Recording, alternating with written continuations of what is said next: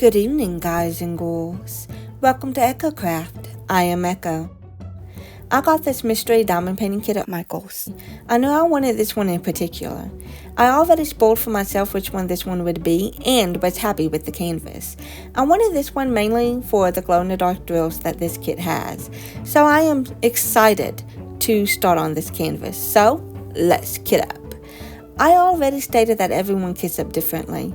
And you may kit up differently as well. If you never kitted up to a diamond painting before, you need to find the right strategy for you. Because maybe the way how others kit up isn't right for you. Or the way how I kit up isn't right for others or for you. But I do show my kit up process as an example for those who don't know how to kit up. I prefer to kit up by going in the order of the ledger that's on the side of the canvas. I copy the symbol that I'm looking for on the canvas on a piece of paper and the bag number assigned next to the symbol. I cut out the symbol and the number and use double-sided tape to adhere it to the container that I am using. I get out a little baggie, write the symbol and number on the baggie exactly how I've written it for the container, with a permanent marker. I write the DMC number that is associated with the diamond on the paper. I cut that out and tape it to the inside of the baggie so that the way the DMC number wouldn't get lost in the great unknown, if it does decide to peel off. If I do happen to have diamonds left over and need to replace missing drills in the future canvases, I can go through my bag of leftover drills and hope that I have one that matches the DMC number or close to it. I grab the corresponding pack of diamonds, cut a small opening in the corner, and carefully pour some diamonds into the corresponding container. I am careful about not overfilling the container for easier management and control. Shut the lid in case of a clumsy accident. Roll the bag up starting with a hole and slide the pack into its matching baggie, making sure that the hole is right side up to prevent spillage when I do get out the bag to add more drills. If I do run out of diamonds in my container or in my boat, I can grab my bag full of organized drills and search for the diamond with the symbol and number that matches the symbol and number on the container. I find the system the easiest to manage with a little amount of stress and confusion, even though I will be honest, kitting up 55 different colors was a little stressful. Like I said, maybe my system wouldn't be everyone's cup of tea, but it really is the easiest for me. That doesn't mean that it would be the easiest for you. After I have kitted up all the packs, I turn my focus onto my canvas. I remeasure it, plan out how big to make my sections, and decided on 5 inches long by 4 inches wide. I used a school ruler and a pen to mark where I would be cutting and ended with 15 sections total. However, 7 out of 15 squares will be a little off due to the fact that I did accommodate the guide circles. Originally, the cut would be across the guide circles instead of underneath them, and this could result in parts of the guide circles drying out. So I decided to move the ruler a little so I would cut in between the guide circles, which is why the measurements were a tad bit off.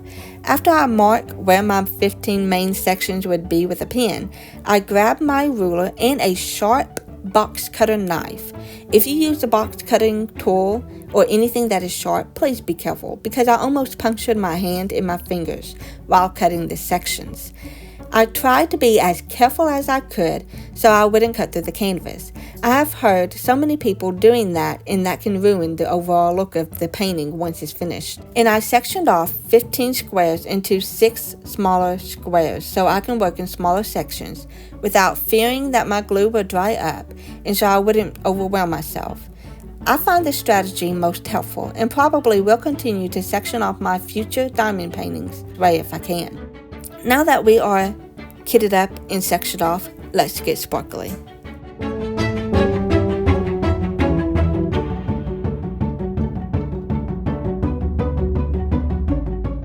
I mentioned before in my first ever WIP and Chat that I am a Halloween girly. My favorite holidays are Halloween and Christmas. My favorite season is fall. My allergies hate the fall time, but my brain, my skin, and my eyes love fall. I love how the leaves changes colors, shrivel up and fall to the ground. Where I live, I am surrounded by mountains, and the mountains are pretty in the springtime, but nothing compared to the fall. In autumn, the mountains become a sea of colors. Splashes of red, yellow, and orange. There will be spots of brown and still see spots of green of all different shades. That hasn't fully changed. It is absolutely beautiful in the fall time. Plus, hearing the crunch of the dead leaves under my feet gives me unexplained satisfaction. Some people dislike having leaves invade their yards, and here I am, inviting them to fill mine. Watching the leaves fall off the branch onto the ground, I think is a pleasant visual, especially when the wind blows and scatters them around on the ground, making the leaves chase after one another. It's enjoyable to watch. There is something about the cool, crisp air caressing my skin as I step outside that gives me goosebumps. It makes me not miss summer, but it also makes me dread winter.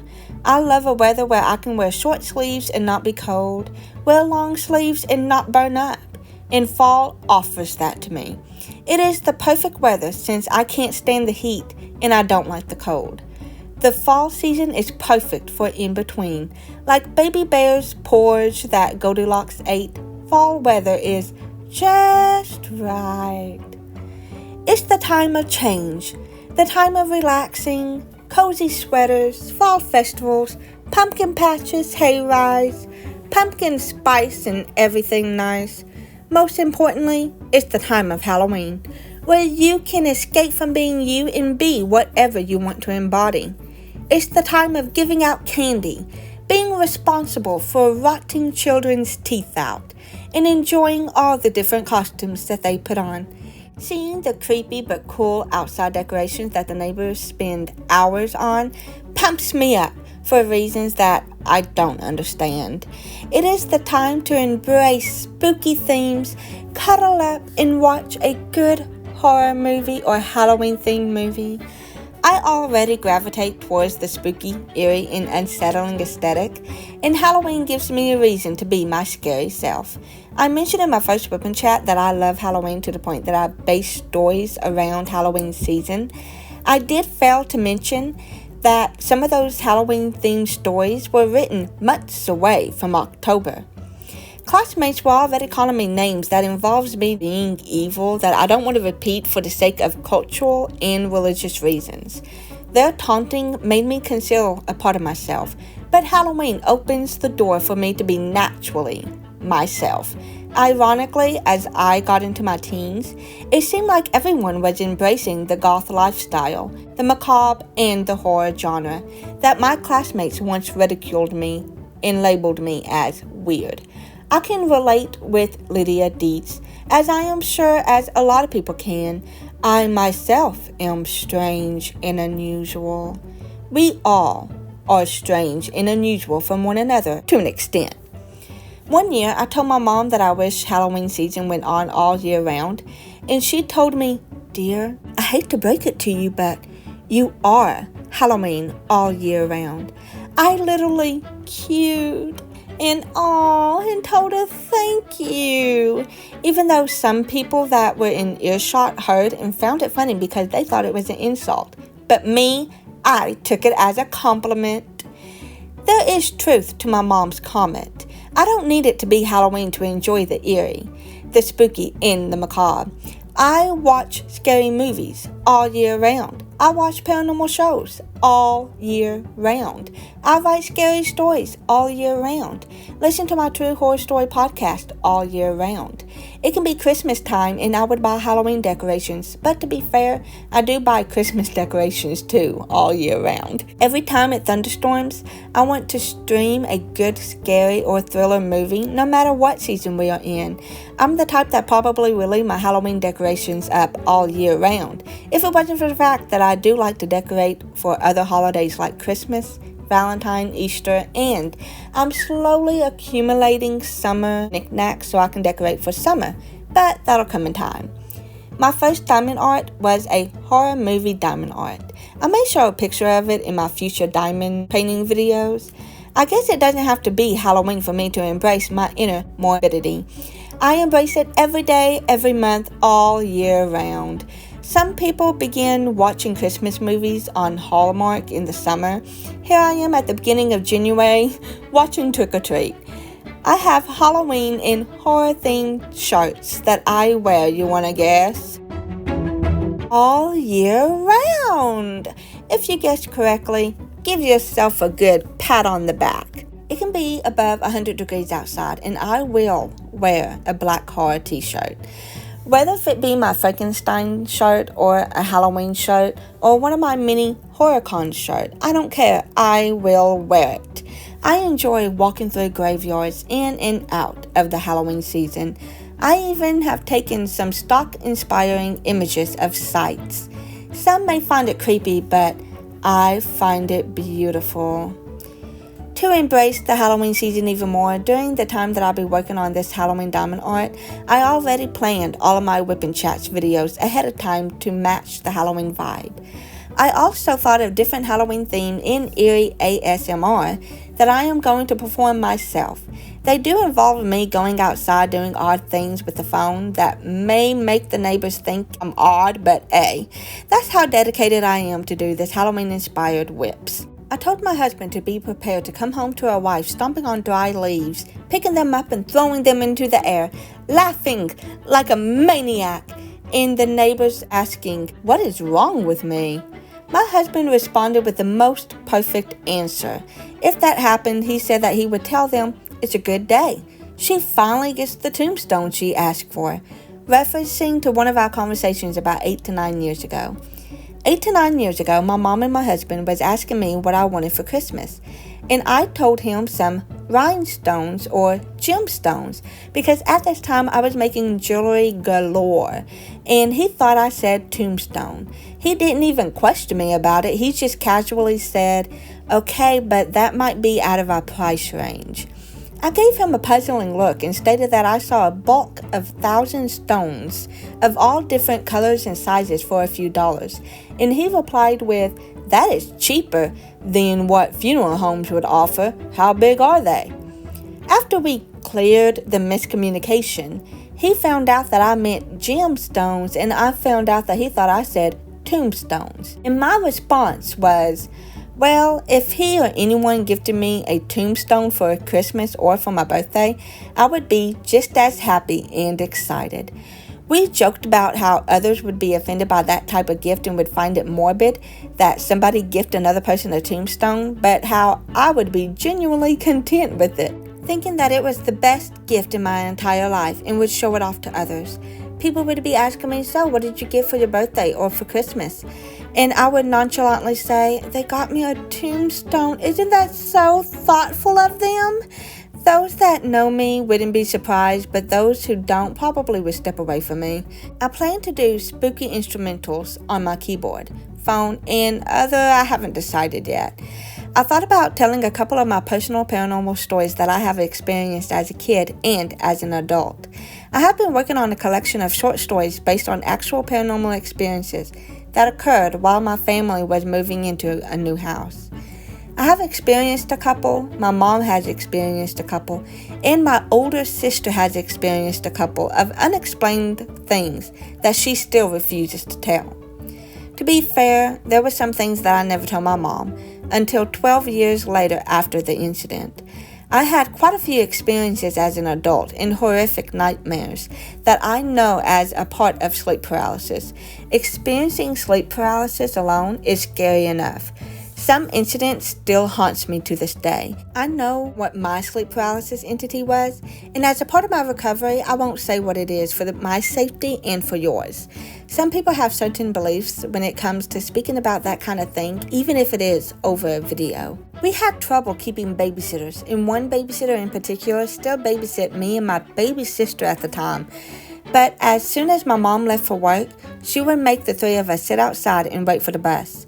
And as soon as I got on the bus, she grabbed my baby sister and left to go to her house. When I got home from school, she refused to stay at our house, so I would have to walk up to her place. The babysitter has experienced lots of things that she couldn't wrap her head around. I heard her tell my mom that she felt like she was going crazy with the things that was happening in our house. I don't know all the things she experienced, but I have heard stories that were told by my mom, and the babysitter would speak of things that happened that I pieced together to get an idea of what frightened her so bad that she refused to babysit us. I will only tell 3 paranormal stories. I may tell 2 stories in one video depending on the length of the video to accommodate the timing. After looking in my notebook filled with short stories of actual haunting events, I made a mistake in my first ever WIP and Chat when I started on my lion diamond painting. I said that it had 30-something stories. I was wrong. It has 31 pages so far, and I have written 6 experiences so far. However, there are a lot of experiences that I haven't shared yet. My bad, I am so sorry. The babysitter's experience, I haven't written them in my notebook yet. I have it bulleted as one of the stories to write about though. But I will be sharing 3 different hauntings that we 3 have gone through. In the last kind of video I thought about doing is something that I'm not sure of yet. I want to include a WIP and Chat that allows me to show my face on camera, so I can get comfortable being on camera, physically, other than my hands and my voice. Who knows? I might have fun with it and show up in 3 different costumes. Beats me. I don't know how to go about that one just yet. I have seen other diamond painters on here that has opened a mystery diamond painting kit. Have any of you who are watching opened one? If so, which one did you get? I know there are 4 different designs. I have seen all 4 of them, and 3 out of the 4 I wouldn't mind having. This one was the one I wanted the most, and was happy to see that I picked the right one. I am intimidated with this because there are so many colors, and I am afraid that I will mess it up and mix up the colors in the symbol when I go to pour some in the boat, which is why I'm working on 1 color at a time per square to help with the confusion. But I don't think it's working out for me. Have any of you worked on a diamond painting that has 55 or more colors? How on earth do you keep the drills that you have poured into the boat separate from the colors that are 1 shade off from one another, so you don't mix them up with the wrong symbol? I have done that before in my horror movie diamond art. I went to pour the drills into its container and poured in the wrong container, mixing 2 shades of pink up together. Luckily, the shades were a little off and I was able to separate them. But in this Halloween diamond painting, the drills with the symbol Z looks like the drills with the % symbol and vice versa.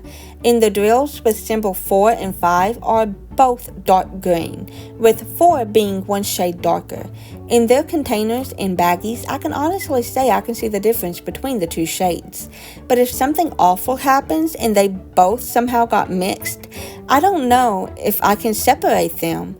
I actually got confused a couple of times and had to pull my bag of drills out to double check the shades because I got symbols X and Y confused because the shades of gray were so close together, and the worst part is I actually can't tell them apart.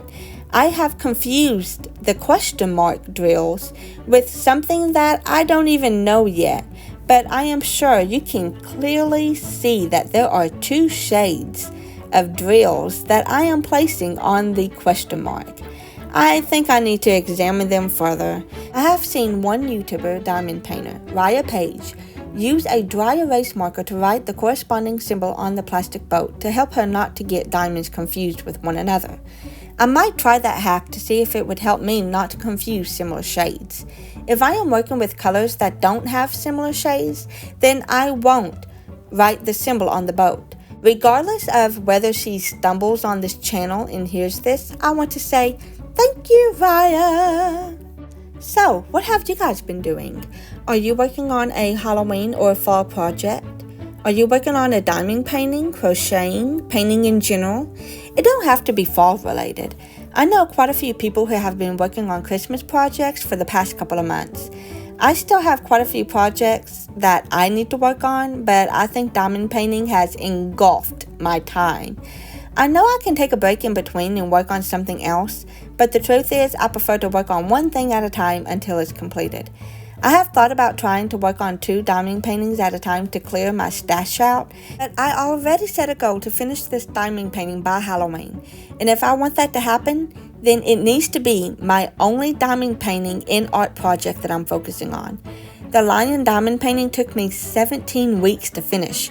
I was hoping to finish it back in July, but editing took a couple of days, and I wanted to spend time with my mom, who was off for a couple of weeks in the summer. What I thought was going to take me 2 months turned into 4 months. This Halloween diamond painting is almost twice the size of the lion, and I set up an ambitious goal to complete this painting in less than 2 months. It's possible if I wasn't filming and editing the process, but wow!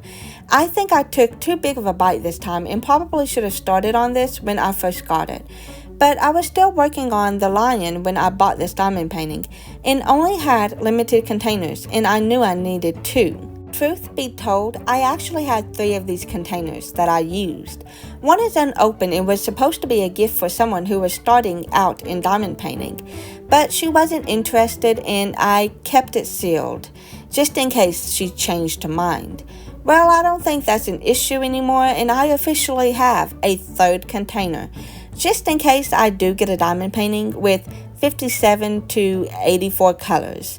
But seeing how overwhelmed I am doing 55 colors, it may be a while. But hopefully it'll get easier to work with as I do it more. I remember how overwhelming it was doing the horror movie one, and after getting 40% of it done, I established a strategy. It became a lot easier and more peaceful once I got the hang of it. It was my first diamond painting after all, and at the time I had no clue about what I was doing or how to organize my space. Eventually, it did become less chaotic and more peaceful. I have no doubt that this Halloween one will be the same way. I have told you what my favorite season is, and somewhat professed my love for one of the holidays that correlates with it, and more. I am curious, what is your favorite season, and why? Do you like fall too? Maybe you're more of a spring person, and you love flowers. What is your favorite holiday? Is it an all-time favorite like Christmas? Or is your favorite holiday a lesser liked holiday?